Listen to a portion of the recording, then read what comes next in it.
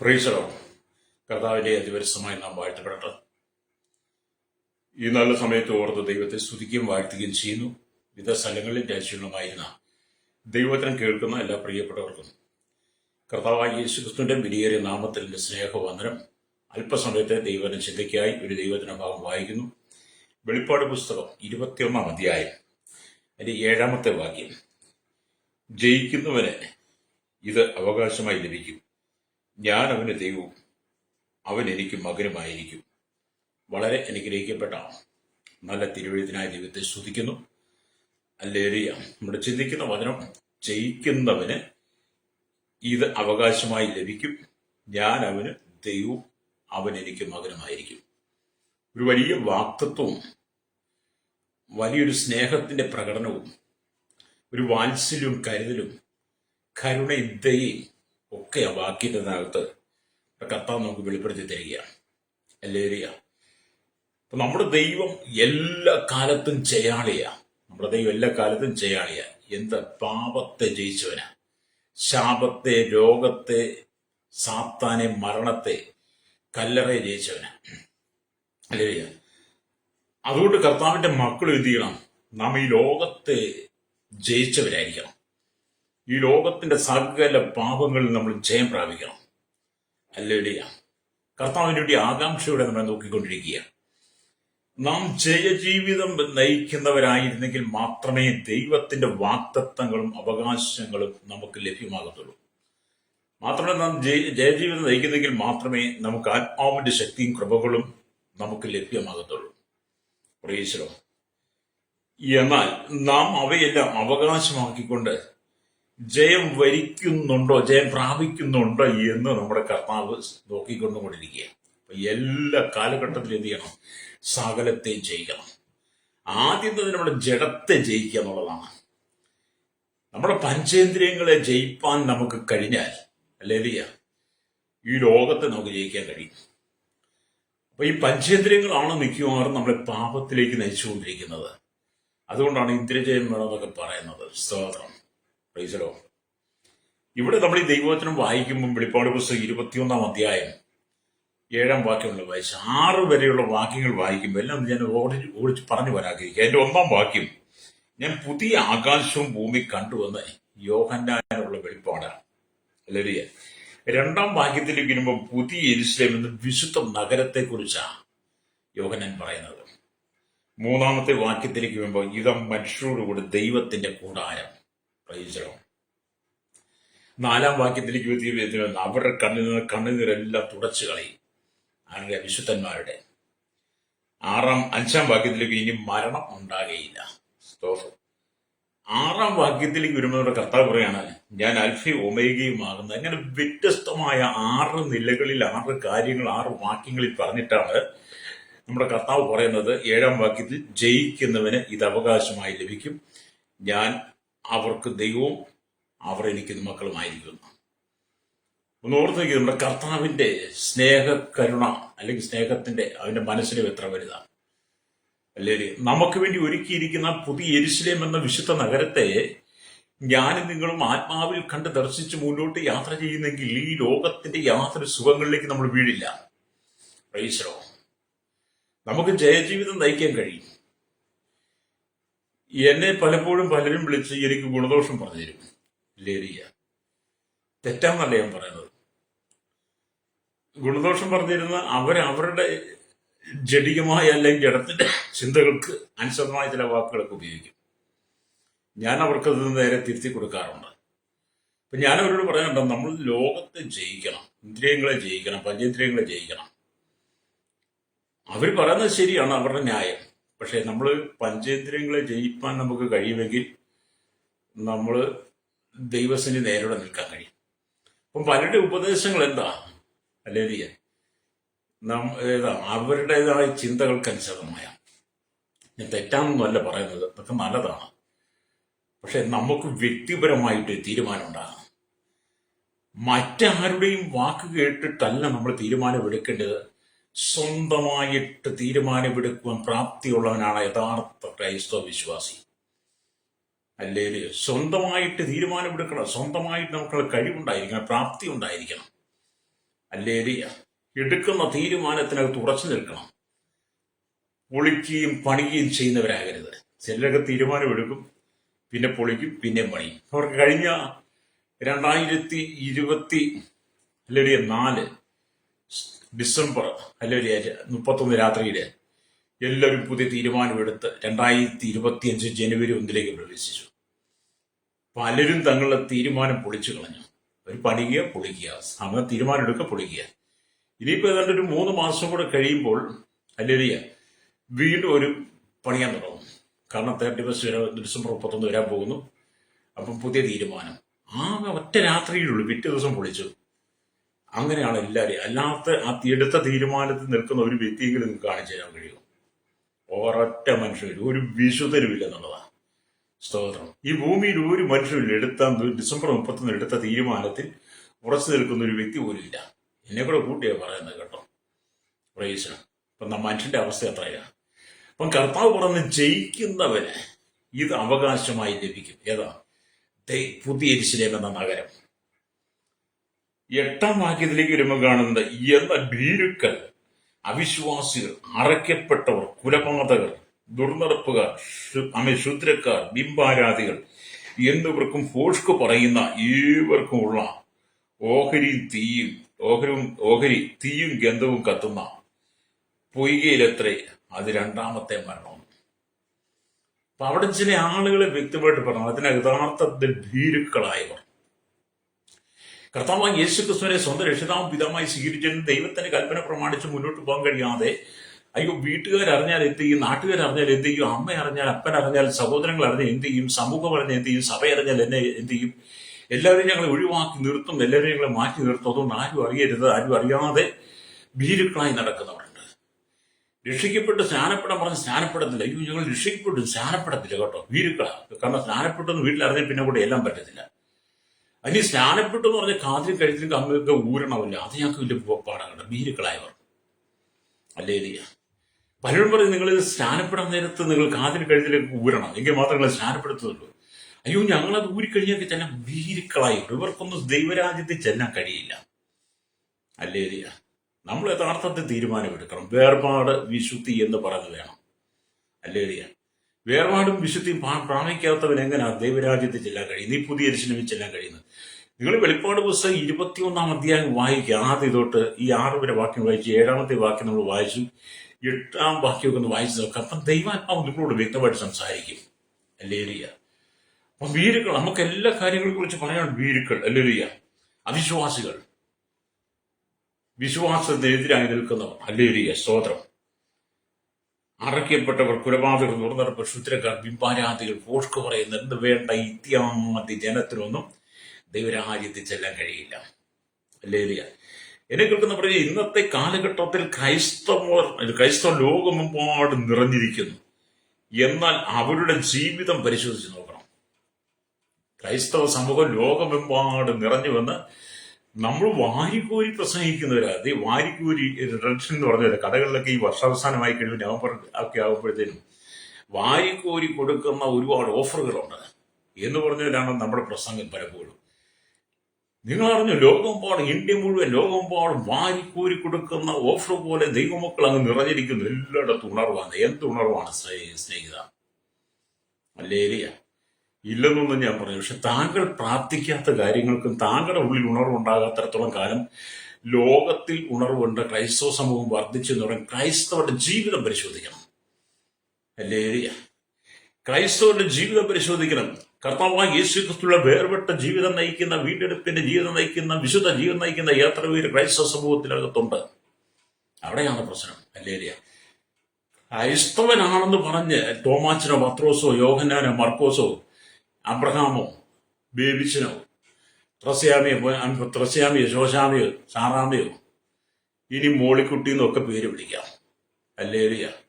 എൻ്റെ പേര് പാപ്പച്ചനാണ്. ഞാൻ ക്രൈസ്തവ കുടുംബത്തിൽ ജനിച്ചു വളർത്തപ്പെട്ടവനാണ്. അതുകൊണ്ട് ക്രൈസ്തവനാകണമെന്നില്ല, അതുകൊണ്ട് ക്രിസ്ത്യാനിയാകണമെന്നില്ല. നമ്മുടെ ജീവിതം പരിശോധിച്ച് നോക്കണം. ഹല്ലേലൂയ. ജീവിതം പരിശോധിച്ച് നോക്കിയിട്ട് ഞാൻ ക്രിസ്ത്യാനിയായി ഇരിക്കാനുള്ള യോഗ്യത എനിക്കുണ്ടോ, ക്രിസ്ത്യാനിയായി ജീവിക്കാനുള്ള യോഗ്യത എനിക്കുണ്ടോ എന്ന് നിങ്ങൾ താങ്കളെ തന്നെ മനസ്സിലാക്കിയിട്ട് ചിന്തിച്ചിട്ട് വേണം ഈ പുതിയ യെരൂശലേം നഗരത്തിലേക്ക് ചെല്ലാൻ കഴിയുമെന്ന് നിങ്ങൾ ചിന്തിക്കേണ്ടത്. അല്ല പേരുകൊണ്ട് ക്രിസ്ത്യാനി ആയതുകൊണ്ട് സ്വർഗരാജ്യത്തിൽ ചെല്ലാൻ പറ്റത്തില്ല. ലേലിയ രക്തം ചെയ്യും.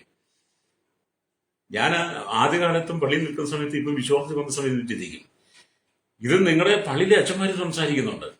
ലേലിയ എത്ര ധ്യാനഗുരുക്കന്മാർ സംസാരിക്കുന്നു. അപ്പൊ അവർ പറയുന്നത് നിങ്ങൾ കേൾക്കണം. ദൈവജനം നിങ്ങൾ കേൾക്കണം. തെറ്റായിട്ട് നിങ്ങൾ സമ്മതിക്കണം. അയ്യോ ആ പുള്ളി നമ്മൾ കേൾക്കണ്ട കേട്ടോ, ആ പുള്ളി പറയാൻ നമുക്ക് നമ്മോട് ചേർന്നല്ല എന്നല്ല. നിന്റെ കുറവുകളെ ചൂണ്ടിക്കാണിക്കുമ്പോൾ നിന്നെ പരിശോധിക്കണം. ലേലിയ കാരണം നിനക്ക് നിത്യത ഒരിക്കലും അവിടെ നീ ചെല്ലാൻ വേണ്ടിയിട്ടാണ് ഈ പറയുന്നത്. അപ്പം ക്രൈസ്തവ ജീവിതം പരിശോധിച്ച് നോക്കണം. ഉറച്ചു നിൽക്കാൻ സാധിക്കാത്ത വിധത്തിൽ ഏതെങ്കിലും പാപങ്ങൾ അടിക്കടി നിന്റെ ജീവിതത്തിൽ വരുന്നുണ്ടെങ്കിൽ, എന്ന് പറയാൻ ക്രിസ്തുവിൽ ഉറച്ചു നിൽക്കാൻ കഴിയാത്ത വിധത്തിൽ നിലയിൽ ഏതെങ്കിലും പാപ സ്വഭാവങ്ങൾ നിന്റെ ജഡത്തിൽ അടിക്കടി ഉയർന്നു വരുന്നെങ്കിൽ, വളർന്നു വരുന്നെങ്കിൽ, ജഡത്തിൽ പാപം പൊങ്ങി വരുന്നുണ്ടെങ്കിൽ, അതിന്റെ ആസക്തി നിന്നോടാണെങ്കിൽ ലേലിയ നീ അതിനെ വെട്ടി മാറ്റണം. എന്താ നമ്മൾ ഈ മാവും പ്ലാവും ഒക്കെ കണ്ടില്ലേ? പ്രത്യേകിച്ച് മാവിന്റെയൊക്കെ നല്ല കായ്ക്കുന്ന കൊമ്പുകളിൽ എന്ത് ചെയ്യും? പെട്ടെന്ന് ഇത്തിൽക്കണ്ണി കയറി പിടിക്കും. ആ ഇത്തിൽക്കണ്ണിയുടെ ഏതെങ്കിലും ഒരു നാരതിൽ വന്നു കഴിഞ്ഞാൽ ആ വേര് പിന്നെ ആ കൊമ്പ് മുഴുവൻ ഇത്തിലായിട്ട് പിടിച്ച് അവസാനം ആ മരം ഒടിച്ച് താഴെ വീഴും. ആ കമ്പ് ഒടിച്ച് താഴെ വീഴും. അതിന് നമ്മൾ എന്ത് ചെയ്യും? നേരത്തെ ഇത്തിലെല്ലാം കൂടെ പറിച്ചു മാറ്റി അല്ലെങ്കിൽ ആ കമ്പ് മുറിച്ചു മാറ്റി കളയുന്ന പോലെ അടിക്കടി നിന്റെ ജീവിതത്തിലുണ്ടാകുന്ന പാപ സ്വഭാവങ്ങളെ നീ മുറിച്ച് മാറ്റി നിൽക്കണം. സാക്ഷാൽ മുന്തിരിവള്ളി നിങ്ങൾ കൊമ്പുകളുമാകുന്ന കർത്താവായ യേശുക്രിസ്തു യോഹന്നാന്റെ സുവിശേഷം 15:1 നമ്മൾ വായിക്കുന്നുണ്ട്. ആ യോഹന്നാൻ തന്നെയാണ് ഈ വെളിപ്പാട് പുസ്തകം എഴുതിയിരിക്കുന്നത്. ആ യോഹന്നാനാണ് നമ്മളോട് പറയുന്നത്, ജയിക്കുന്നവർ ഇത് ഞാൻ അവകാശമായിരിക്കും, ഞാൻ അവന് ദൈവം എനിക്ക് ദൈവമായിരിക്കുന്ന മകനുമായിരിക്കുന്ന. യോഹന്നാന് ദൈവം കൊടുത്ത വെളിപ്പാടാണ്. വെളിപ്പാട് വിശുദ്ധ വേദപുസ്തകത്തിലെ വെളിപ്പാട് പുസ്തകത്തെ പോലും യഥാർത്ഥമായി വായിക്കാൻ അറിയത്തില്ല. പലരോടും ചോദിക്കുക വെളിപ്പാട്, പലരും പറയും വെളിപ്പാട് വേർപെട്ട ദൈവനും ഒക്കെ പറയാറുണ്ട്. വേർപെട്ട കൂട്ടങ്ങളാണ് ഞങ്ങൾ, വേർപെട്ടവരാണ് ഞങ്ങൾ, വേർപാട് പാലിക്കുന്നവരാണ് പറഞ്ഞ് നടക്കുന്നവർ പോലും പറയുന്നുണ്ട് വെളിപാട്. ഈ വെളിപാട് എന്താ പ്രിയരെ? വെളിപാട് ആരുടേതാണ്? കർത്താവ് യോഹന്നാന് വെളിപാടല്ല കൊടുത്ത വെളിപ്പാട്. വെളിപ്പാട് എന്ന വാക്കിന്റെ അർത്ഥം മറനീക്കി കാണിക്കുക. നിന്റെ ജീവിതത്തിന്റെ മറനീക്കി കാണിക്കുന്ന, നിന്റെ കുടുംബത്തിന്റെ മറനീക്കി കാണിക്കുന്ന, ദൈവരാജ്യത്തിൽ നമുക്ക് മറഞ്ഞിരിക്കുന്നത് മറനീക്കി തരുന്ന, യഥാർത്ഥ സത്യം എന്തൊന്ന് വെളിപ്പെടുത്തുന്ന, ഭാവിയിൽ സംഭവിക്കാൻ പോകുന്ന കാര്യങ്ങളെക്കുറിച്ച് മറനീക്കി വെളിപ്പെടുത്തി തരുന്നതാണ് വെളിപ്പാട് പുസ്തകം. അതുകൊണ്ട് ഇത് വെളിപാടല്ല. വെളിപാട് പറയുന്നവർ ഒരുപാട് പേര് ക്രൈസ്തവ സമൂഹത്തിലുണ്ട്. അവരുടെ ഉള്ളിൽ വെളിപാടിന്റെ ആത്മാവാണ്. ലേലിയ സ്തോത്രം. വെളിപ്പാട് പ്രാപിച്ചവൻ ദൈവത്തിന് ഉറച്ചു നിൽക്കാൻ ശ്രമിക്കണം. രക്തം ചെയ്യും. അപ്പൊ നിങ്ങളെ അടിക്കടി തകർക്കുന്ന, നിങ്ങളെ നശിപ്പിക്കുന്ന ശത്രു ആരാണ്? ചിലർ വീണ് എഴുന്നേൽക്കും, ചിലർ വീണ് എഴുന്നേൽക്കും. സ്തോത്രം. വീഴുക, എഴുന്നേൽക്കുക, വീഴുക, എഴുന്നേൽക്കുക. പാപത്തിൽ വീഴുക, വീണ് എഴുന്നേൽക്കുക. ഇന്നും തീരുമാനം, ഇനി ഞാനത് ചെയ്യത്തില്ല. പക്ഷെ വീണ് എഴുന്നേൽക്കുന്ന എത്രയോ പേര്. ലേലിയ. അപ്പൊ ശീതവും ഉഷ്ണവും ഇല്ലാതെ വ്യതിചലിക്കുന്നു പലരും. ലേലിയ. കർത്താവിന് വേണ്ടി ശക്തമായി സാക്ഷിയായി എഴുന്നേറ്റ് പ്രകാശിപ്പാൻ പലർക്കും കഴിയുന്നില്ല. എത്ര പരിതാപകരമായ അവസ്ഥയാണ്. കർത്താവിന്റെ സാക്ഷിയായി എഴുന്നേറ്റ് നിൽക്കാൻ പലർക്കും കഴിയുന്നില്ല. അവർ വീണ് ഉഷ്ണമാനുമല്ല ശീതോഷ്ണമാനുമല്ലെന്ന് പറഞ്ഞ പോലെ അങ്ങനെ അങ്ങ് പോവുക. ജയജീവിതം നയിക്കാൻ കഴിയുന്നില്ല. കർത്താവ് പറഞ്ഞത് ശീതമാനുമല്ല ശീതോഷ്ണമാനല്ല, നിന്നെ എന്റെ വായിൽ മുമ്പിട്ട് തുപ്പിക്കളയുമെന്നാണ് പറയുന്നത്. ഹല്ലേലൂയ. അപ്പൊ നമുക്ക് ഈ ലോകത്തിൽ ഏറ്റവും കൂടുതൽ വിശുദ്ധ ജീവിതമാണ്. അശുദ്ധിയായ ഒരുവനും ദൈവരാജ്യത്തിൽ ചെല്ലാൻ പറ്റില്ല. അതുകൊണ്ട് നിങ്ങൾ വെളിപ്പാട് പുസ്തകം 21-8 വാക്യം വായിക്കണം. അശുദ്ധിയാണ് നിറയപ്പെട്ട് നിൽക്കുന്ന ക്രൈസ്തവ സമൂഹത്തിന് ഒരിക്കലും ദൈവരാജ്യത്തിൽ ചെല്ലാൻ കഴിയാത്ത നിവിശുദ്ധി പ്രാപിക്കണം. നീ നിൽക്കുന്ന സമുദായത്തിനകത്ത് നിനക്ക് നൽകിത്തരുന്ന ഉപദേശങ്ങൾ കേൾക്കാൻ നോക്കുക. ക്രൈസ്തവ സമൂഹം എന്ന് പറയുമ്പോൾ പല വിഭാഗമുണ്ട്. കത്തോലിക്ക, റോമൻ കത്തോലിക്ക, സുറിയാനി കത്തോലിക്ക, സീറോ മലബാർ, മലങ്കര കത്തോലിക്ക, ലാറ്റിൻ കത്തോലിക്കൻ, കരസ്മാറ്റിക് ഗ്രൂപ്പ്, അതുപോലെ യാക്കോബ ഓർത്തഡോക്സ്, മർത്തോമ, CSI, അങ്ങനെയൊക്കെ ഇതിനകത്തൊക്കെ ഒരുപാട് പട്ടത്ത സഭകളൊക്കെ പോലെ അതിനകത്ത് ക്രൈസ്തവ മുതല പെന്തക്കോസ്ത് വിഭാഗം എല്ലാം ഉണ്ട് ഇതിനകത്ത്. എല്ലാവരും പറഞ്ഞ ക്രൈസ്തവരെന്നാ. പെന്തക്കോസ്തുകാർ മാത്രം വിശുദ്ധി ജീവിക്കുന്നവർ ഞാനും ഒരിക്കലും പറയത്തില്ല. അങ്ങനെ പറയുന്നുള്ള മെസ്സേജ് എനിക്ക് കിട്ടില്ലതാനും. ക്രൈസ്തവ സമൂഹത്തെ ഒന്നടങ്കം ഞാൻ പറയും, ക്രൈസ്തവ സമൂഹം ഒന്നടങ്കം മാനസാന്തരപ്പെട്ട് മടങ്ങി വരണം. അതിനകത്ത് എല്ലാവരും. ഹല്ലേലൂയ. സ്തോത്രം. കടയിൽ ഉപ്പ് തൊട്ട് കർപ്പൂരം വരെ ഉണ്ടെന്ന് പറഞ്ഞതുപോലെ തന്നെയാണ് നമ്മുടെ ഈ ക്രൈസ്തവ സമൂഹം എന്ന് പറയുന്നത്. ഉപ്പ് തൊട്ട് കർപ്പൂരം വരെ വിവിധ സംഘടനകൾ ഉണ്ടെന്ന് അല്ലിരിക്കാൻ. ഈ സംഘടനകൾക്കല്ല പ്രാധാന്യം. സംഘടനയ്ക്കകത്ത് നിൽക്കുന്ന ദൈവത്തിന്റെ മക്കൾ, ക്രൈസ്തവ വിശ്വാസികൾ, യേശുവിനെ ഉയർത്തുന്നവർ, യേശുവിന്റെ മക്കളാണെന്ന് പറയുന്നവർ അവരെങ്ങനെ ജീവിക്കുന്നു എന്നുള്ളതാണ് പരിശോധിക്കേണ്ടത്. രക്തം ചെയ്യാം. അത് പറയുമ്പോഴേ എല്ലാവർക്കും ഈ പ്രശ്നം ഉണ്ടാകുന്നേ. അത് പറയുമ്പോഴാണ് അവരങ്ങനൊക്കെയാ പറയുന്നത്, അവരെ നമുക്ക് ചേർക്കണ്ട. നിങ്ങൾ ചേർക്കണ്ട. നിങ്ങൾ ചേർത്തില്ലേലും കർത്താവ് ഞങ്ങളെ ചേർത്ത് പിടിച്ചിരിക്കുക. അല്ലേരിയ. അപ്പൊ നിങ്ങൾ വീണ് എഴുന്നേൽക്കുന്നവരായി തീരാതെ, ശീതോഷ്ണവനുമായിരിക്കാതെ, ശക്തമായി എഴുന്നേറ്റ് ദൈവത്തിന് വേണ്ടി പ്രകാശിക്കാൻ കഴിയാതെ ഇരുളിന്റെ അനുഭവത്തിൽ കടന്നു പോകുന്നെങ്കിൽ ഇന്ന് പകൽ എന്നെ കേൾക്കുന്ന മാതാവ് മടങ്ങി വരണം. എന്തുകൊണ്ടാണ് നിങ്ങൾക്ക് വീണ് പോകാൻ കാരണം? നിങ്ങൾ ദൈവം ആരെന്ന് അറിയുന്നില്ല. ദൈവം ആരും നിങ്ങൾ അറിയുന്നില്ല. വീണ്ടെടുപ്പിന്റെ വില നിങ്ങൾക്ക് അറിയാൻ പറ്റുന്നില്ല. ക്രൂശിലെ കർത്താവിന്റെ മരണം എന്തെന്ന് നിങ്ങൾക്ക് ബോധ്യപ്പെട്ടിട്ടില്ല. ആ ക്രൂശുമരണത്തിന്റെ വേദന എത്ര കഠിനമായിരുന്നു എന്ന്, യേശു അനുഭവിച്ച പങ്കപ്പാടുകൾ എത്ര വലുതായിരുന്നു നിങ്ങൾ യഥാർത്ഥമായിട്ട് ഗ്രഹിച്ച വ്യക്തിയാണെങ്കിൽ, ജീവിതത്തിൽ അനുഭവമാക്കിയിട്ടുണ്ടെങ്കിൽ, നിങ്ങൾ വീണ് പോകാതെ നിങ്ങൾ ഉറച്ചു നിൽക്കുക, എഴുന്നേറ്റ് പ്രകാശിക്കുന്നു. കർത്താവ് എങ്ങനെയാണെന്ന് നിങ്ങൾക്ക്, കർത്താവ് ആരാണെന്ന് യഥാർത്ഥത്തിൽ മനസ്സിലായിട്ടില്ല. ക്രിസ്തുവിൽ ഞങ്ങൾ ആരെന്ന് ഒരു ദർശനം നിങ്ങൾക്കില്ല. ക്രിസ്തുവിൽ നിങ്ങൾ ആര് എന്നുള്ള ഒരു ദർശനം നിങ്ങൾക്കില്ല. പ്രൈസറോ. അതുകൊണ്ട് തന്നെ നിങ്ങൾക്ക് നൽകപ്പെട്ടിരിക്കുന്ന ആത്മീയ ശക്തിയെക്കുറിച്ചുള്ള വാഞ്ച നിനക്കറിയത്തില്ല. ദൈവം ആരെന്ന് അറിയത്തില്ല. ക്രിസ്തുവിൽ നിങ്ങൾ ആരാണെന്ന് അറിയത്തില്ല. അതുകൊണ്ട് തന്നെ കർത്താവ് നമുക്ക് നൽകുന്ന ആത്മശക്തിയെക്കുറിച്ച് വേണ്ടത്ര വെളിപ്പാടുമില്ല, അറിവുമില്ല. അല്ലേലുയ. എങ്ങനെയോ ജീവിക്കണം, എങ്ങനെയോ മുന്നോട്ട് പോകണം, ഒരു ദിവസം തള്ളി നീക്കണം എന്നൊക്കെയുള്ളതാണ്. എങ്ങനെയൊക്കെയോ ജീവിച്ചിനി ഉണ്ടു ഉറങ്ങി എങ്ങനെയൊക്കെ ഒന്ന് ജീവിക്കുക എന്നൊക്കെയാ ചിലരുടെ ചിന്ത. എന്താ, എങ്ങനെയൊക്കെയോ അങ്ങനെ ജീവിക്കണം, കാലം തള്ളി പോകണ്ടേ, ഭൂമി ജനിച്ചല്ലേ, ആയുസ് തീരണ്ടേ. അതുകൊണ്ട് ഉണ്ടു ഉറങ്ങി കുടിച്ചും മതിച്ചും പുളച്ചും അങ്ങ് ജീവിക്കുന്ന പറയുന്ന ക്രൈസ്തവ വിശ്വാസിയോട് പറയട്ടെ, ഉണ്ടു ഉറങ്ങിയും കളിച്ചും കുളിച്ചും കുടിച്ചും നടന്നും ഒക്കെ നീ ഈ ഭൂമി പഞ്ചേന്ദ്രിയങ്ങളെ ജയിക്കാതെ നീ പാപത്തിന് അധീനമായ ശരീരത്തിൽ വസിച്ചാൽ നിനക്ക് ദൈവരാജ്യമില്ല. സഭയിൽ ആളെ കൂട്ടാൻ വേണ്ടി ആകരുത് നമ്മുടെ ശുശ്രൂഷകൾ. സഭയിൽ ആളെ കൂട്ടുന്നതും സഭയ്ക്കകത്ത് ആൾ വർദ്ധിക്കുന്നതും ആകരുത് നമ്മുടെ ശുശ്രൂഷ. ഞങ്ങളുടെ സഭയിൽ, ഞങ്ങളുടെ പള്ളിയിൽ എത്ര ആയിരം ഉണ്ടെന്നറിയോ? ഞങ്ങൾ എത്ര വലിയ ഇടവകയാന്ന് പറയും. ഞങ്ങളുടെ പള്ളിയിൽ എത്ര കുടുംബക്കാരാണ്. അതല്ല, നിന്റെ പള്ളിയിൽ എത്ര പേരും ഉണ്ടായിക്കോട്ടെ, നിന്റെ ഇടവകയിൽ, നിന്റെ പള്ളി സഭ ചർച്ചിനകത്ത് എത്ര പേര്, എത്ര കുടുംബം വേണം ഉണ്ടായിക്കോട്ടെ, അവരിൽ യേശു കൊണ്ടോ എന്നുള്ളതാണ് ചിന്തയും. അവരിൽ യേശു കൊണ്ടോ? അവർ കർത്താവിന് വേണ്ടി ജീവിക്കുന്നവരാണോ? കർത്താവിനെ അറിഞ്ഞവരാണോ? ക്രിസ്തുവിൽ അവർ ആരാണെന്ന് തിരിച്ചറിഞ്ഞിട്ടുണ്ടോ? അവർ പഞ്ചേന്ദ്രിയങ്ങളെ ജയിച്ചവരാണോ? പാപബോധം ഉള്ളിൽ വന്നിട്ടുണ്ടോ? കർത്താവിന് വേണ്ടി എഴുന്നേറ്റ് പ്രകാശിക്കുന്നവരാണോ എന്നുള്ള തിരിച്ചറിവാണ് നമുക്ക് ആവശ്യം. അല്ലാതെ ആള് കൂടിയതുകൊണ്ട് പാമ്പ് ചാകത്തില്ലെന്ന് പണ്ടുള്ള ആൾക്കാർ പറഞ്ഞിട്ടുണ്ട്. പാമ്പിനെ തെല്ലാനായിട്ട് പണ്ടൊക്കെ ആള് കൂടി എല്ലാവരും വന്ന് ഒച്ച ഓടിയിട്ട് അവിടുന്ന് എടുത്തെറിഞ്ഞ് ഇവിടുന്ന് എടുത്തെറിഞ്ഞ് അവിടെ നിന്ന് വടിയെടുത്ത് ഓടി പാമ്പിന്റെ വഴിക്ക് പോകുന്നു. അതേപോലെ ആള് കൂടിയ പാമ്പ് ചാകത്തില്ല. ഇവിടെ പരിജ്ഞാനമാണ് ആവശ്യം. പ്രൈസലോ അല്ലേരിയ. അപ്പൊ ഇവിടെ ദൈവത്തിൽ എങ്ങനെയൊക്കെ ഉണ്ട് ഉറങ്ങി കുടിച്ചും നടന്നും കളിച്ചും സുഖിച്ചും മതിച്ചു പുളച്ച് നടക്കുന്നതല്ല ക്രൈസ്തവ ജീവിതം. ഇതാ തനിച്ചു പാർക്കുന്നത് ജനജാതികളോടുകൂടെ എണ്ണപ്പെടുന്നതില്ലെന്ന് സംഖ്യാപുസ്തകം 23 വായിക്കുന്നത്. നിങ്ങൾ തനിച്ചു പാർക്കുന്ന ജനജാതികളുടെ ലോകത്തോടുകൂടെ നിങ്ങൾ എണ്ണപ്പെടരുത്.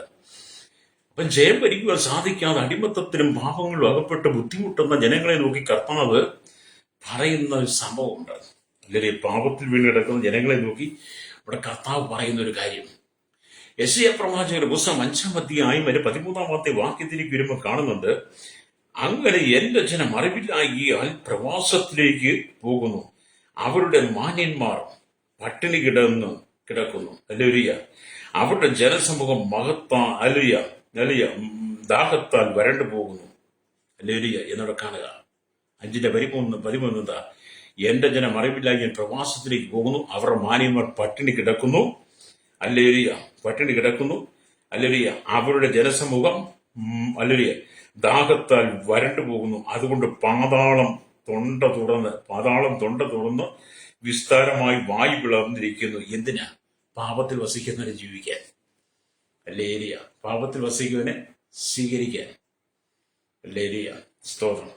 അപ്പോൾ ഇസ്രായേലിനെ ന്യായവിധിയിലേക്ക് നയിച്ച 6 പാപങ്ങളാണ് അല്ലെങ്കിൽ യെശയ്യാ പ്രവാചകന്റെ പുസ്തകം 5-ാം അധ്യായത്തിൽ അല്ലെങ്കിൽ 8 തൊട്ട് 23 വരെയുള്ള വാക്യങ്ങൾ രേഖപ്പെടുന്നത്.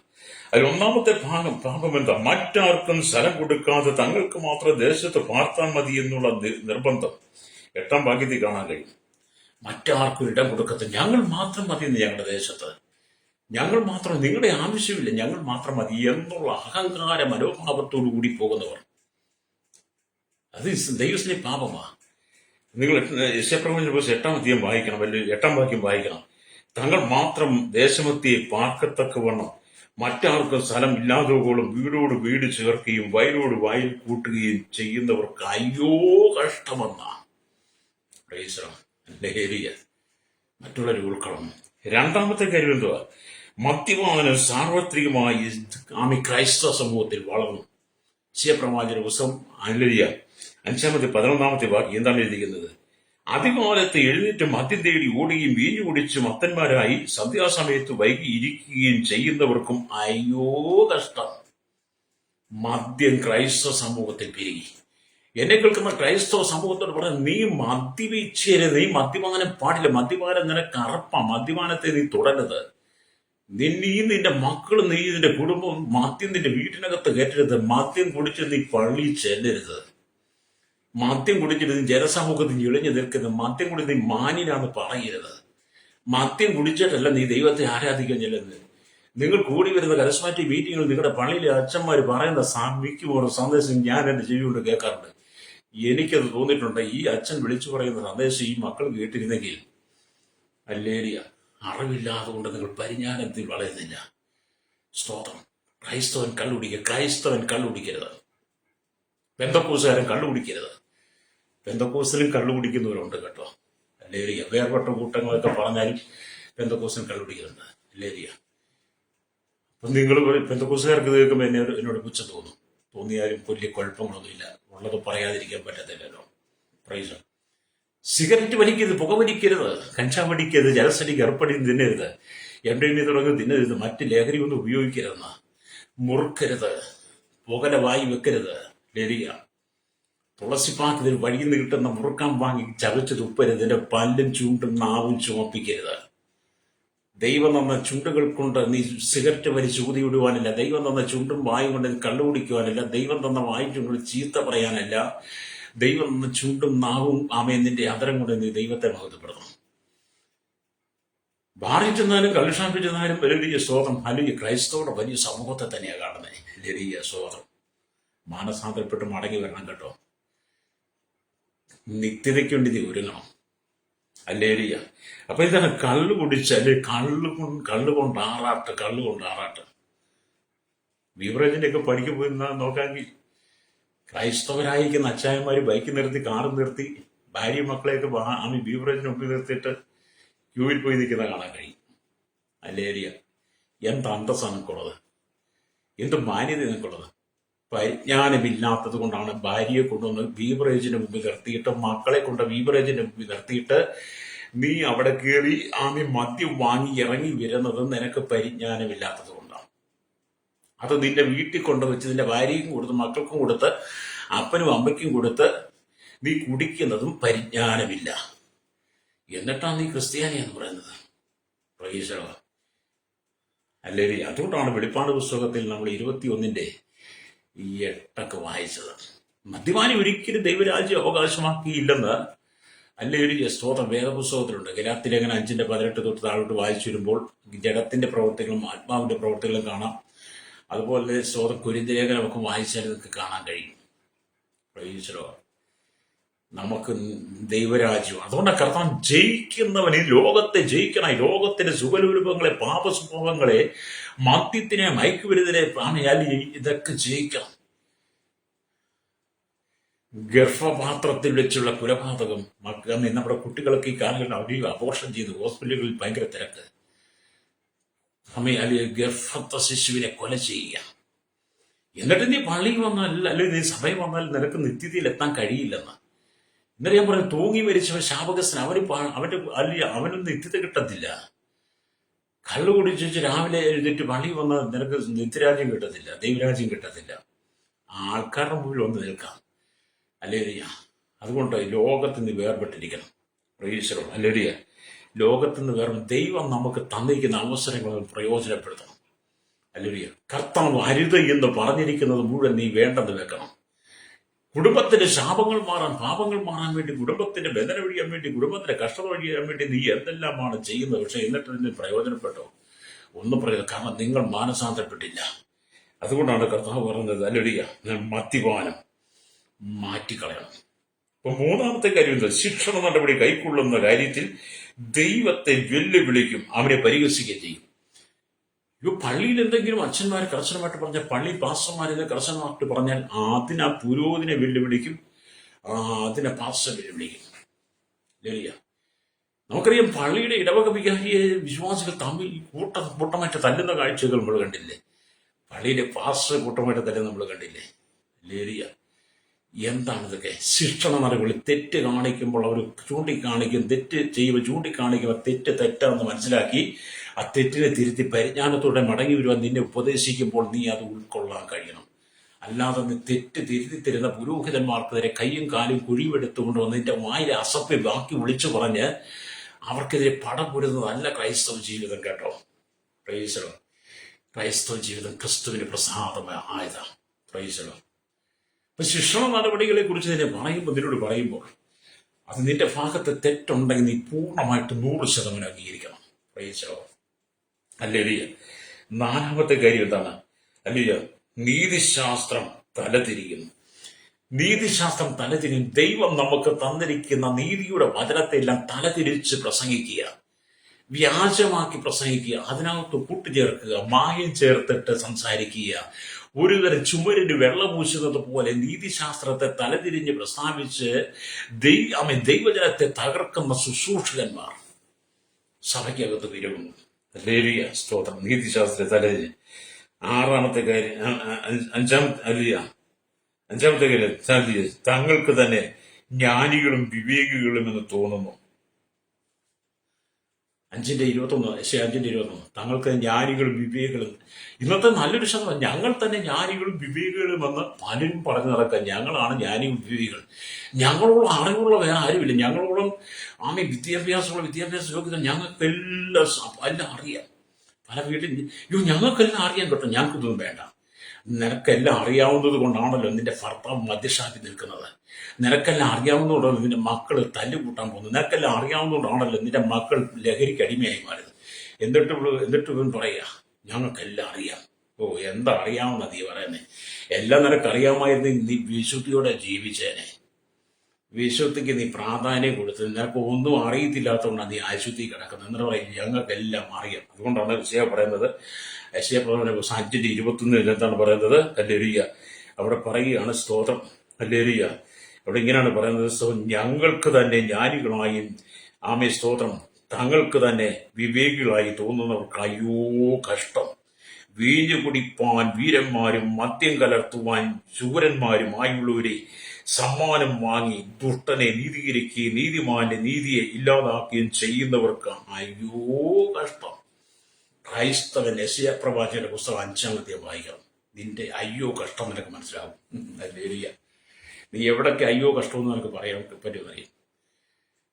സകല ക്രൈസ്തവനും വേദപുസ്തകം വായിക്കണം. യെശയ്യാവിന്റെ പുസ്തകം നിനക്ക് അയ്യോ. ഹല്ലേലൂയ സ്തോത്രം. ഇവിടെ 6-ാമത്തെ കാര്യം, ഇസ്രായേലിന്റെ 6-ാമത്തെ പാപം പറയുന്നത് കൈക്കൂലി വാങ്ങി ദുഷ്ടനെ നീതീകരിക്കുകയും നീതിമാന്റെ നീതിയെ നിരസിക്കുകയും ചെയ്തു. ഇത് പുരോഹിതന്മാരെ കുറിച്ച് പറയുന്നതാണ്. സഭയിൽ കൂടുതൽ പൈസ തരുന്നുണ്ട്, ദശാംശം തരുന്നവരുണ്ട്. സഭയ്ക്ക് നല്ലവണ്ണം നല്ല കാര്യങ്ങൾ ചെയ്യുന്നു. കൈക്കൂലി കൊടുത്തിട്ട് പുരോഹിതന്മാരെ സ്വാധീനിച്ചിട്ട് സഭയിലെ എളിയ ജനത്തെ ആക്രോശിച്ച് എളിജനത്തെ തഴയുന്ന, അവർക്കെതിരെ പ്രതിഷ്ഠിക്കുന്ന. അപ്പൊ കൈക്കൂലി വാങ്ങുന്ന പുരോഹിതന്മാർ ഒരുപാടുണ്ട്. എല്ലാ വിഭാഗത്തിലും, ക്രൈസ്തവ സമൂഹത്തിന്റെ എല്ലാ വിഭാഗത്തിലും പണം കിട്ടുന്നിടത്ത് ജനം കയറി നിൽക്കും. ദശയുള്ളിടത്തെ കത്തി വായുള്ളെന്ന് പഴമക്കാർ പറഞ്ഞതുപോലെ പണമുള്ളവന്റെ കൂടെ പുരോഹിതന്മാരെല്ലാം നിൽക്കുന്ന ക്രൈസ്തവ സമൂഹം വേർപെട്ട കൂട്ടമായിരുന്നാലും എല്ലാവരും ആയിരുന്നാലും പണമുള്ളവരുടെ കൂടെ. ഞാൻ പല സഭയിലും സൂചിക്കുന്നതിലും പറയാറുണ്ട്. ചെല്ലുമ്പോഴേ പറയും, അച്ഛാ സൂക്ഷിച്ച് വേണം എല്ലാം പറയാൻ കേട്ടോ. നമ്മുടെ സഭയ്ക്ക് വളരെ പ്രയോജനം ചെയ്യുന്ന അച്ഛനും അമ്മാമ്മയൊക്കെ ഇരിപ്പുണ്ട്, ആറ്റി ഇരിപ്പുണ്ട്. അതുകൊണ്ട് ഇച്ചിരി ഒന്ന് സൂക്ഷിക്കണം. കാരണം കൈക്കൂലി വാങ്ങിച്ചിട്ടാണ് ഈ പുരോഹിതൻ നിൽക്കുന്നത്. കൈക്കൂലി വാങ്ങിയിട്ട് സാമയില്ലെന്ന് കൈക്കൂലി വാങ്ങിയിട്ട് ദുഷ്ടനെ നീതീകരിക്കുക. ദുഷ്ടന്റെ കയ്യിലെ കൈക്കൂലി പറഞ്ഞ അവനെ നീതീകരിക്കുക.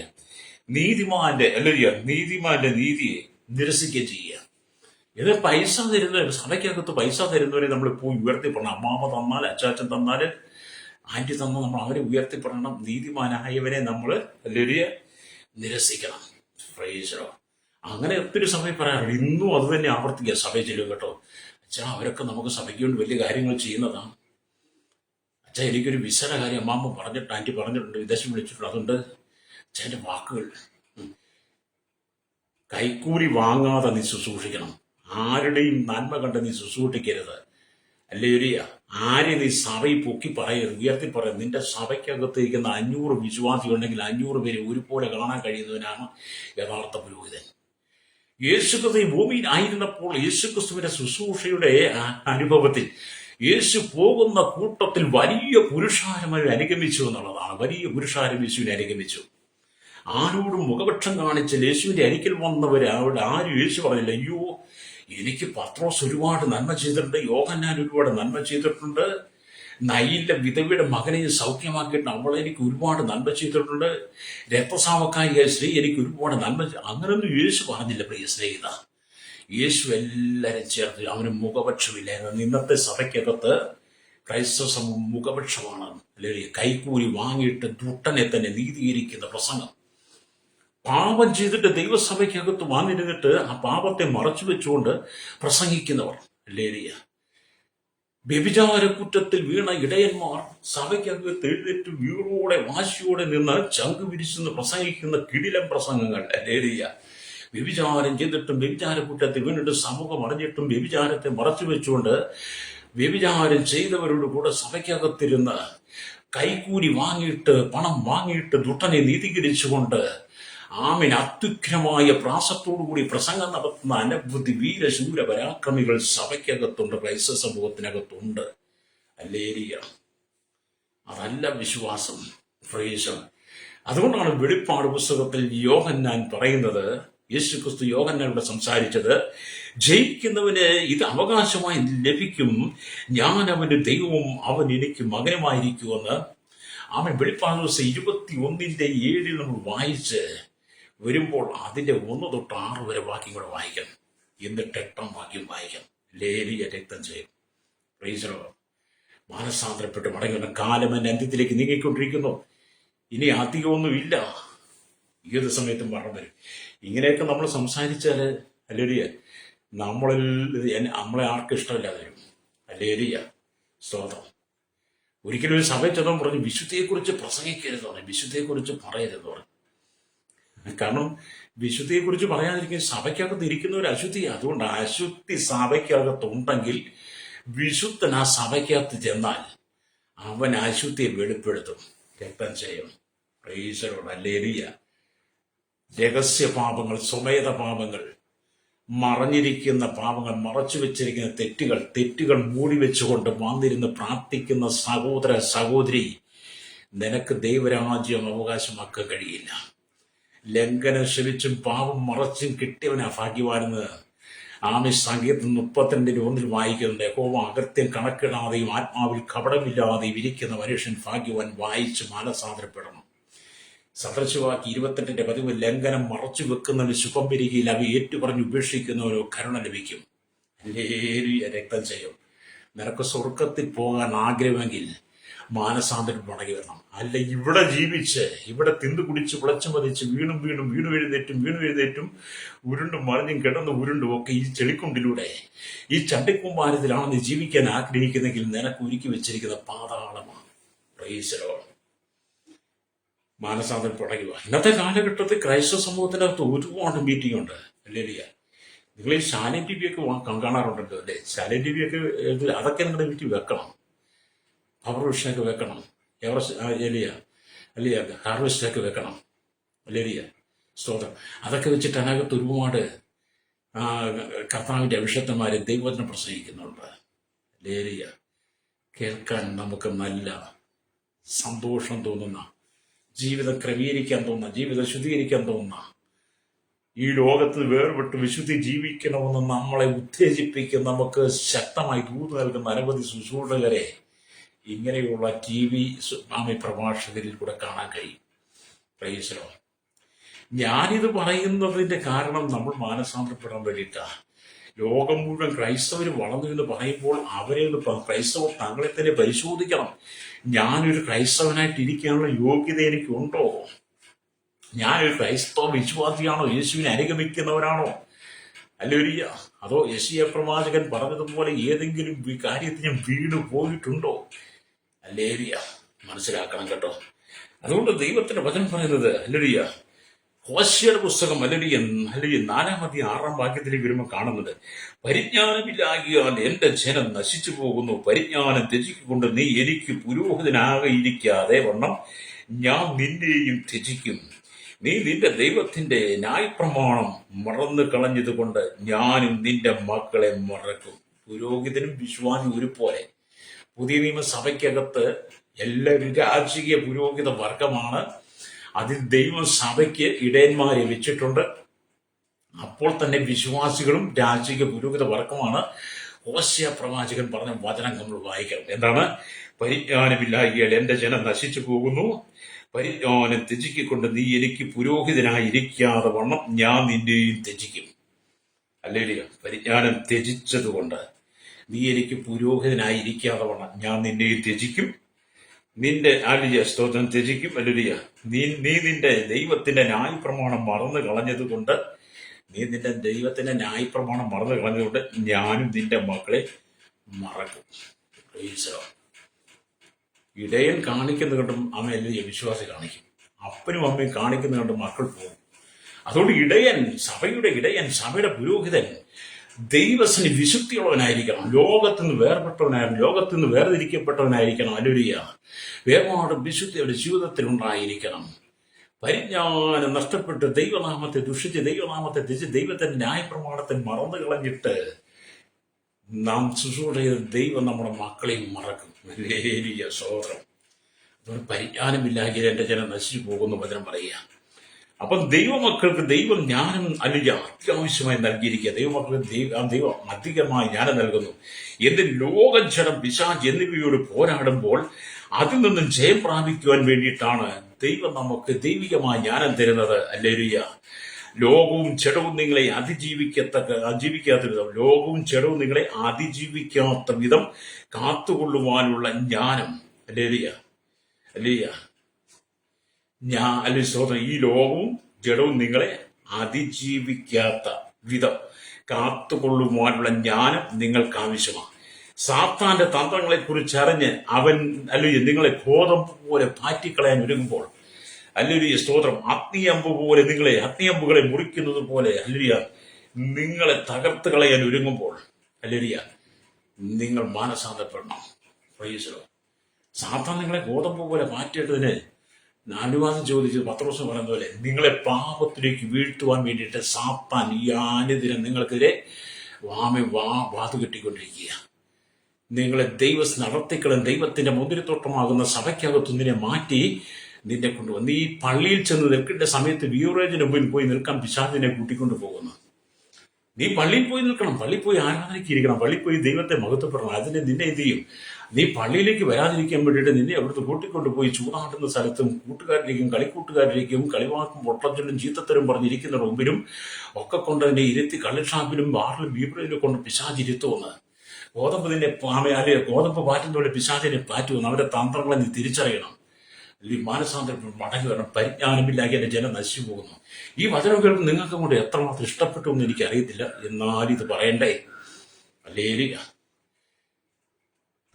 എനിക്ക് തോന്നുന്നത് ഞാൻ എൻ്റെ 36 വയസ്സ് വരെ കള്ളിനും കഞ്ചാവിനും മദ്യത്തിനും അടിമപ്പെട്ട് ക്രിസ്ത്യാനിയായിട്ട് ജീവിച്ചതാ. പരിജ്ഞാനമില്ലായിരുന്നു. എന്നാൽ ദൈവം സാത്താനെ ജയിപ്പാനുള്ള കൃപ വന്നപ്പോഴാണ് ചെയ്തു പോയ പാപത്തെക്കുറിച്ച്, തെറ്റിനെക്കുറിച്ച് ബോധ്യം വന്ന് മാനസാന്തരപ്പെട്ടത്. ഹല്ലേലൂയ. അതുകൊണ്ട് എന്നെ കേൾക്കുന്ന നമ്മുടെ സ്നേഹിത, ദൈവം നിനക്ക് വേണ്ടി ഒരുക്കി വെച്ചിരിക്കുന്ന പുതിയ യെരൂശലേമിൽ നീ എത്തണമെങ്കിൽ ഈ ലോകത്തെ നീ ജയിക്കണം. ജഡത്തെയും സാത്താനെയും പാപത്തെയും ലോകത്തെ ഇവിടുത്തെ സുഖങ്ങളെ നിശ്ചയിച്ച് ക്രിസ്തുവിൽ നീ വേർതിരിക്കപ്പെടണം. ഹല്ലേലൂയ. ഈ ലോകത്തിന്റെ സുഖങ്ങളെ ചപ്പും ചവറുമെന്ന് എണ്ണണം. പൗലോസ് പറഞ്ഞതുപോലെ ജീവിക്കുന്നത് ക്രിസ്തുവിന് വേണ്ടിയിട്ടായിരിക്കണം. ഹല്ലേലൂയ. പൗലോസ് എനിക്ക് ജീവിക്കുന്ന ക്രിസ്തു, മരിക്കുന്ന ലാഭം. അല്ലെങ്കിൽ ആ വാക്കുകൾ വിളിച്ചു പറയാൻ നിനക്ക് കഴിയണം. പ്രൈസലോ. നിന്റെ പണം കൊണ്ടോ, നിന്റെ പ്രതാപം കൊണ്ടോ, പ്രൗഢി കൊണ്ടോ, നിന്റെ ജോലി കൊണ്ടോ, വിദ്യാഭ്യാസം കൊണ്ടോ, നിന്റെ സംസ്കാരം കൊണ്ടോ, ലോക പരിചയം കൊണ്ടോ ഇവിടെ പ്രൗഢഗംഭീരമായ വീടും സൗധങ്ങളും നാട്ടിലും അമേരിക്കയിലും വിദേശ രാജ്യങ്ങളിലും ഒക്കെ ഉണ്ടായിരുന്നു. വലിയ വലിയ കാറുകൾ, വലിയ വലിയ കോടികൾ വിലയുള്ള BMW എടുത്തിട്ടാലും എല്ലാത്തിനും പേര് പറയുന്നതിൽ ചിലപ്പോൾ വാക്ക് തെറ്റും കേട്ടോ. BMW അടക്കമുള്ള വലിയ വലിയ മെഴ്സിഡസ് ഒക്കെ എടുത്ത് യാത്ര ചെയ്താലും വീണ്ടെടുപ്പിന്റെ അനുഭവം നിനക്കില്ലെങ്കിൽ, ഹല്ലേലൂയ, പഞ്ചേന്ദ്രിയങ്ങളെ നീ ജയിച്ചില്ലെങ്കിൽ നിനക്ക് ദൈവരാജ്യത്തിൽ ചെല്ലാൻ കഴിയില്ല. സാത്താന്റെ തന്ത്രങ്ങളെ ജയിക്കണം. നിനക്ക് മുതലുണ്ടാകുന്നുണ്ട്, സമ്പത്തുണ്ട്, പണം ഉണ്ടാകുന്നു, ഒന്നും തെറ്റൊന്നും വേറെ ദിവസം പഠിപ്പിക്കുന്നില്ല. പക്ഷെ നിനക്കിത് എന്തെല്ലാം ഉണ്ടായിരുന്നാലും നിന്റെ ജീവിതത്തിൽ യേശു ഉണ്ടായിരിക്കണം. എന്തെല്ലാം നന്മകൾ പുകഴ്ചകൾ നിനക്ക് ഉണ്ടായിരുന്നാലും നിന്റെ ജീവിതത്തിൽ യേശു ഉണ്ടെങ്കിൽ, ഹല്ലേലൂയ, അതാണ് നിന്റെ ഏറ്റവും വലിയ ഭാഗ്യം എന്ന് പറയുന്നത്. രക്തജയം. പ്രൈസലോ. അതുകൊണ്ട് എന്നെ കേൾക്കുന്ന മാതാപിതാവേ, നീ നിന്റെ കുടുംബം മാനസാന്തരപ്പെട്ട് വിശുദ്ധ ജീവിതം നയിക്കണം. കർത്താവിന്റെ വരവ് ഏറ്റവും ആസനമായിരിക്കുന്ന കാഹളം ധരിക്കുന്ന സമയമായി ദൈവരാജ്യത്തിന്റെ അനുഭവം നിന്റെ ഉള്ളിലുണ്ടോ? കർത്താവ് ഇന്ന് വന്നാൽ നീ നിത്യതയിലേക്ക് ചേർക്കപ്പെടുമോ? അഥവാ ഇന്ന് നീ മരിച്ചാൽ നിന്റെ ആത്മാവ് എവിടെയാ, നിന്റെ പ്രാണൻ എവിടെയാ? അതിനെക്കുറിച്ച് നിനക്ക് ബോധ്യപ്പെട്ടിട്ടുണ്ടോ? ഹല്ലേലൂയ. മടങ്ങി വരണം. ഹല്ലേലൂയ. എന്നെ കേൾക്കുന്ന പ്രിയ ജനം, നിങ്ങൾ ജയിച്ചുരായി ശോഭിക്കണം.